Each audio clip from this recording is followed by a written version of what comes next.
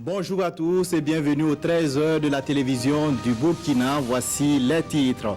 Les députés de la majorité parlementaire se disent satisfaits des résultats de la première session parlementaire de l'année 2019.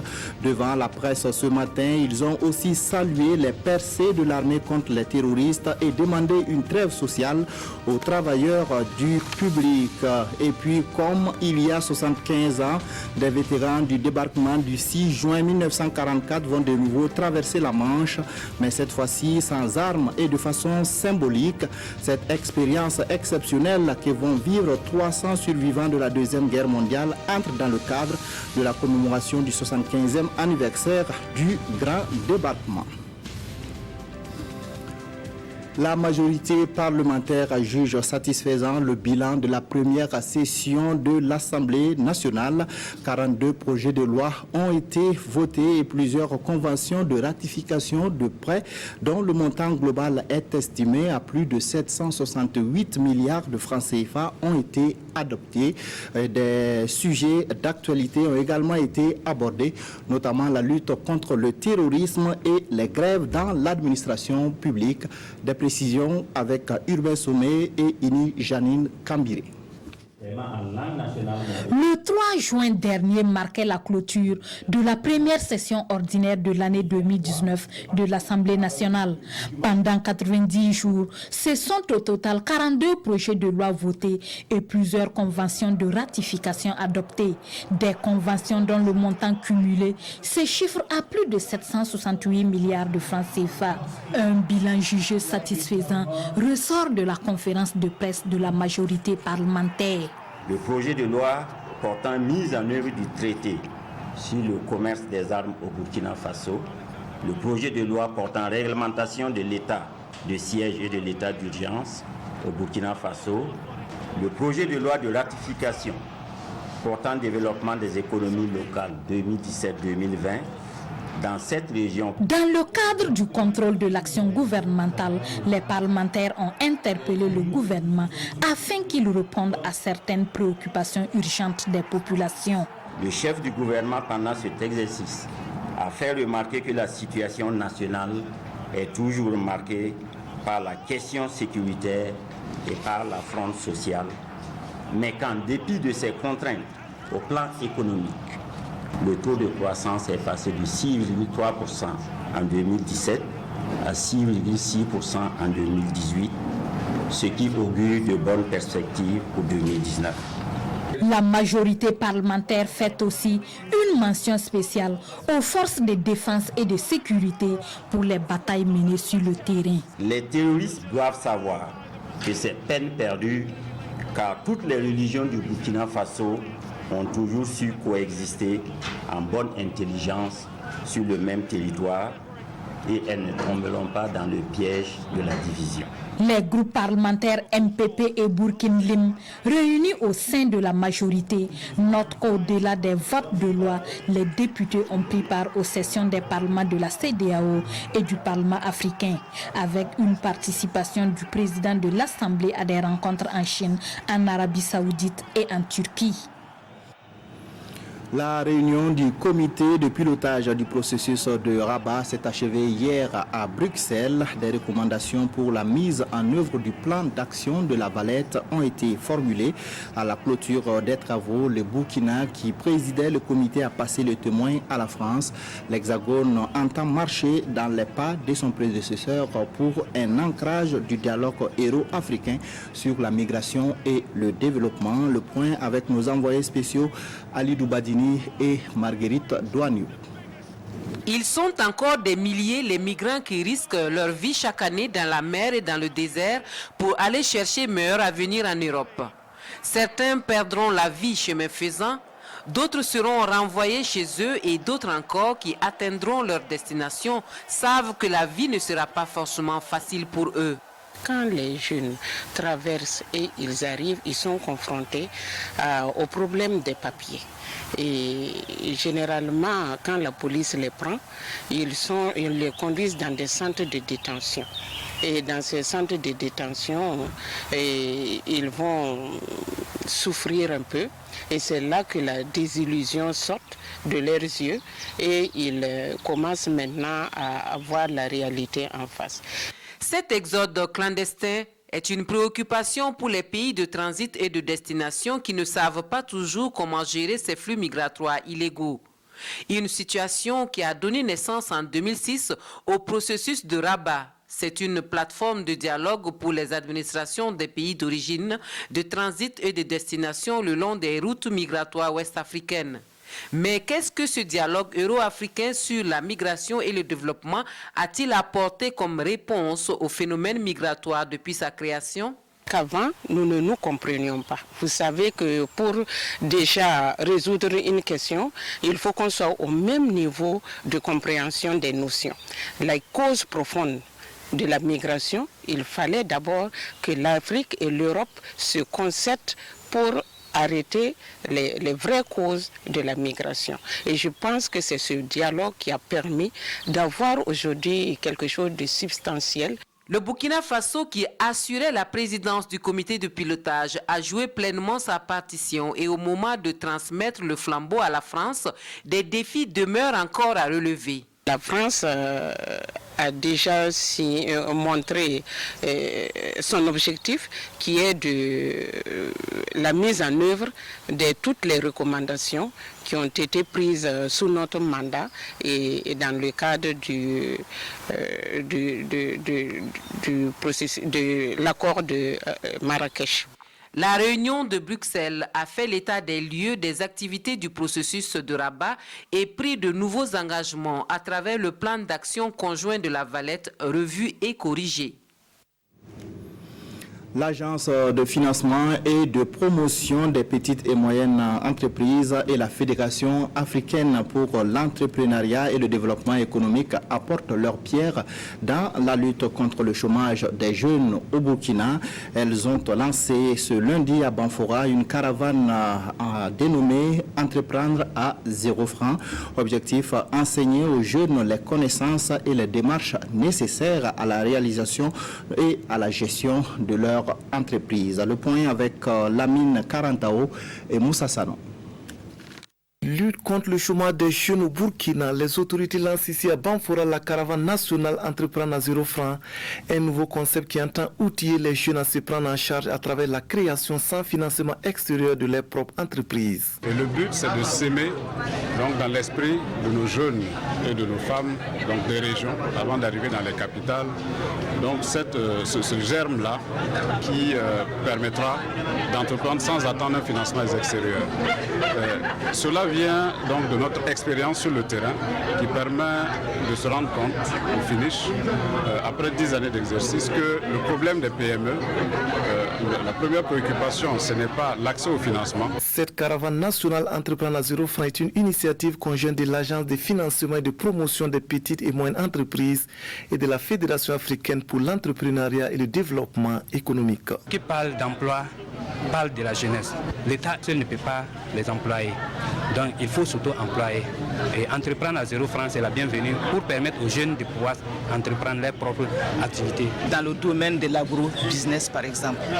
Voilà. Donc c'est une activité très importante pour nous. Le gouvernement est là pour soutenir l'activité qui s'inscrit en tout cas en droite ligne des missions du PNDS, notamment à son axe 3. Cette caravane Entreprendre à 0 francs entend toucher près de 10 000 jeunes d'ici à 2020 à travers tout le Burkina. Elle constitue la première phase d'un projet qui vise à terme la formation de 200 000 jeunes en entrepreneuriat. Le conseil scientifique de la 11e édition des universités africaines de la communication de Ouagadougou, UACO, a été officiellement installé. Les UACO se tiendront du 21 au 23 novembre prochain, dirigés par le professeur Serge Théophile Baliman. Les membres du comité sont chargés de mener la réflexion autour d'une thématique majeure, la communication géopolitique de l'Afrique et des pays africains. Nongba Kouda, Tanga Kafando. Le ministre en charge de la communication installe à cette sobre cérémonie les membres du conseil scientifique des UACO, les universités africaines de la communication de Ouagadougou. Au nombre de 10, ils sont des chevronnés praticiens et des émérites enseignants de la communication et leur tâche à 5 mois de l'événement.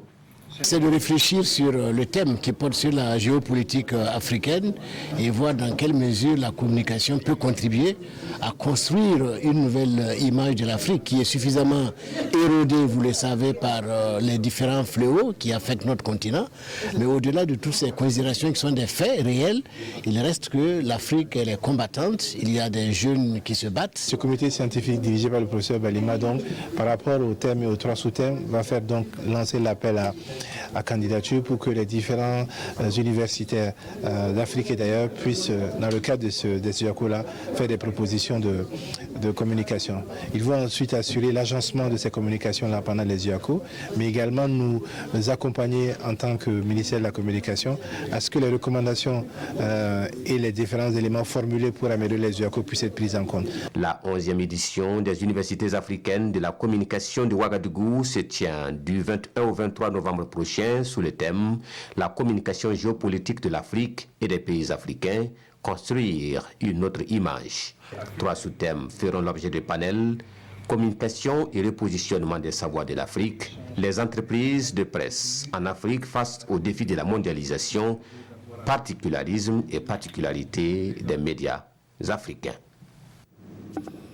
Des scientifiques et universitaires burkinabés ont mené une étude sur le thème agriculture et genre, enjeux de politique économique au Burkina.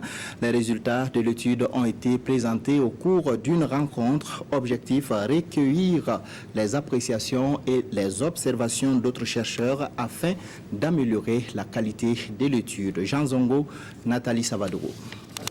Ils sont 4 chercheurs en économie issus des 4 universités du Burkina Faso à présenter les résultats de leur recherche. Une recherche axée sur la problématique de subvention du capital agricole des femmes afin de réduire les inégalités et favoriser l'économie du Burkina Faso. Nous avons essayé de montrer que lorsque l'État décide d'accorder des subventions pour l'achat d'équipements agricoles en faveur des femmes, cela permet non seulement d'avoir une croissance économique plus solide, plus robuste, et cela permet aussi de réduire les inégalités de revenus entre les hommes et les femmes. C'est une étude qui a été conduite donc, par de jeunes chercheurs donc, de notre centre et de notre laboratoire, et qui est partie du simple fait que l'importance de la femme dans le secteur agricole dans nos pays, et qui ont observé qu'en dépit de cette importance, la femme dans le secteur agricole, en fait, la femme est démunie. Selon le ministère en charge de la femme, environ 93% des femmes burkinabées exerçant des activités économiques travaillent dans les campagnes, principalement dans la production vivrière. Et cela se réalise le plus souvent dans des conditions précaires. Cette étude vraiment va permettre, comme l'a dit le directeur du CEDRES, d'identifier les facteurs d'exclusion, les facteurs qui limitent l'accès des femmes à la production agricole. L'étude a été réalisée sous la supervision technique de Partnership for Economic Policy avec l'appui financier du Centre de recherche en développement international du Canada et du Royaume-Uni. La première projection du film L'Allée du musicien et réalisateur Yacouba Napon alias MCZ a eu lieu ce lundi. Ce film est une immersion dans la réalité quotidienne et met en lumière certains mots de la société comme la jalousie, la haine et la vengeance. Un deuxième film du même réalisateur a également été présenté. Roger Bambara, Maxime Zongo.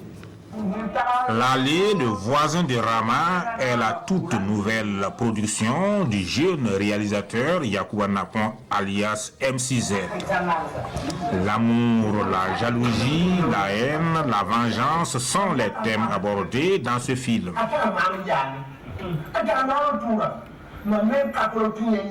Par ce canal, l'auteur entend contribuer à la sensibilisation de la population et surtout sa frange jeune pour un changement positif de comportement.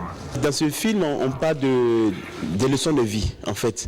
Il y a des choses qu'on vit tous les jours de notre vie et sans prêter attention. J'ai décidé de faire un livret de vie, en fait, pour que les gens puissent prendre conscience et faire attention autour d'eux.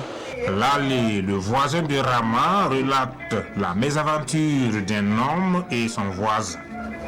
Lali, le voisin de Pierre, est foncièrement contre la réussite de celui-ci.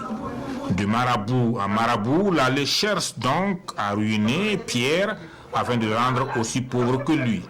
Mais malheureusement pour lui, la potion magique finira par le sanctionner pour n'avoir pas su respecter la procédure. Nous sommes dans un pays africain, il y a beaucoup de choses qui se passent dans l'obscurité. Mais vous avez bien vu que le marabout il a dit, mais si ton voisin te fait du bien, c'est pas mieux que tu cherches à devenir bien au lieu de chercher à le faire du mal.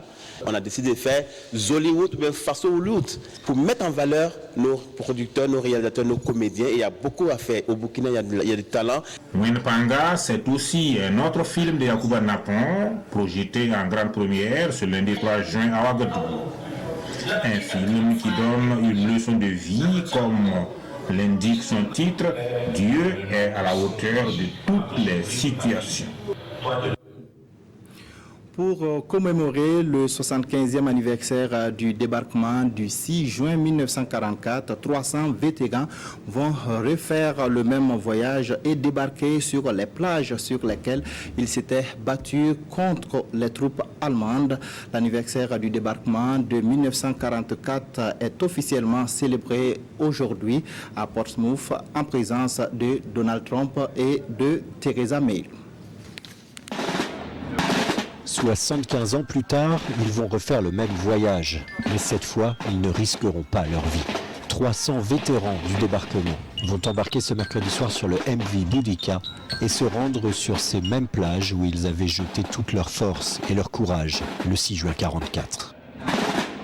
L'ancien contre-amiral John Roberts fera partie de ce voyage exceptionnel. À 95 ans, il n'a pas perdu son sens de l'humour. Je n'ai pas navigué depuis 40 ans, alors j'espère que je n'aurai pas le mal de mer. Cet immense bateau de croisière affrété par la Légion britannique partira de Portsmouth après un voyage de 6 jours et des escales à Dunkerque et Poole. À Portsmouth aura lieu une cérémonie avec Theresa May et Donald Trump pour marquer le début de ce grand anniversaire du débarquement. Le porte-avions HMS Queen Elizabeth, plusieurs autres navires de la Royal Navy et un avion chasseur Spitfire seront de la partie. Les commémorations se poursuivront donc jeudi matin devant les plages du jour J, puis au Havre et à la cathédrale de Bayeux. La crise politique au Soudan, marquée par la violente répression militaire et le dossier de l'extradition de François Compaoré vers le Burkina, sont les deux principaux sujets commentés dans les parutions de ce mercredi. La revue de presse est signée Aimé Solange Guigman. Demande d'extradition, François Compaoré fait un pas de plus vers Ouagadougou, titre l'observateur Palga. Son extradition a été validée, indique Sidoya par la Cour de cassation française, rejetant le pourvoi déposé par le frère de l'ex-président burkinabé déchu, qui est mis en cause dans l'enquête sur l'assassinat du journaliste Norbert Zongo. Mais pour être effective, cette extradition doit encore être autorisée par un décret du gouvernement français, lui-même susceptible d'un recours devant le Conseil d'État, précise le quotidien d'État. Ce qui fait dire à l'Express du Faso que ce n'est pas demain que François Compaoré sera extradé au Burkina. Blaise, son aîné d'ex-président, pourrait même le devancer à Ouagadougou, renchérit aujourd'hui au Faso. À propos de la fête du Ramadan, la presse indique que les musulmans ont prié pour un Burkina paisible dans une communion fraternelle, précise Sidoya, où la cohésion sociale était également au cœur de la célébration, renchérit aujourd'hui au Faso. À l'international, l'actualité dominante dans la presse du jour reste la crise politique au Soudan. À ce propos, titre l'observateur Palga, Quand on va prendre ses ordres au Caire et à Riyad, c'est un coup d'État dans un coup d'État qui sera servi au peuple par celui qui semble marcher sur les pas de son prédécesseur, dira ce journal. Et le plus désolant soutien le pays est qu'il ne semble se dégager aucune entité nationale ou supranationale capable de ramener les putschistes à la raison. Mais que les militaires ne se méprennent pas, lance aujourd'hui au Faso, essayer aujourd'hui d'écarter les civils pour maintenir la couleur kaki sur le pouvoir sera un pied à l'œil, surtout qu'ils savent aussi qu'on peut tout faire avec les baïonnettes, sauf si asseoir, conclut ce journal. Voilà qui met fin à cette édition. Merci de votre fidélité. Restez en compagnie de nos programmes.